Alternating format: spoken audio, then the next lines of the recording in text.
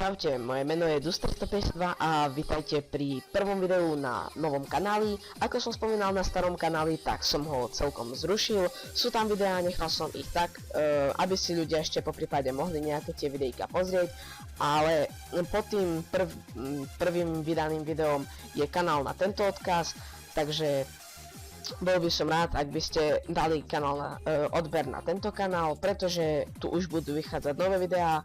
A prečo som zrušil starý kanál, tak to bolo preto, lebo nechcel som, aby som zase vydal až médií, tak som sa rozhodol, že spravím to všetko od začiatku, budú kvalitné videjka s kvalitným zvukom, nič tam nebude šumieť, nič tam nebude vrieskať a žiadne také somarinky.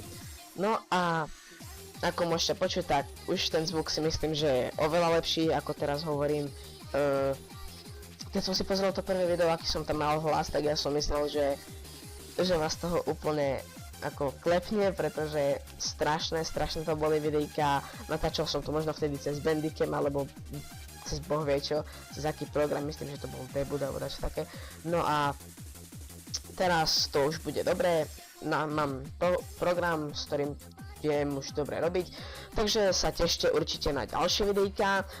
Prevažne budú vychádzať videá z World of Tanks, ale taktiež aj budú vychádzať vlogy, gaming a challenge, to ešte uvidíme. No a na čo sa môžete tešiť na tomto kanáli, takže herné videá World of Tanks, prevažne súťaže, o hry, o tanky na World of Tanks, zlaťáky, prémiové účty a čo ja viem čo ešte všetko. No a ešte takou novinkou, ako sme pokročili na World of Tanks, tak je to tank Panther som vyskúmal, A43, KV3 a už asi taký žiadny nový tank. Takže ja sa s vami lučím a tešte sa na ďalšie videjko. Bude to recenzia na IS-3, takže ja sa s vami lučím a vidíme sa pri ďalšom videjku, takže čaute.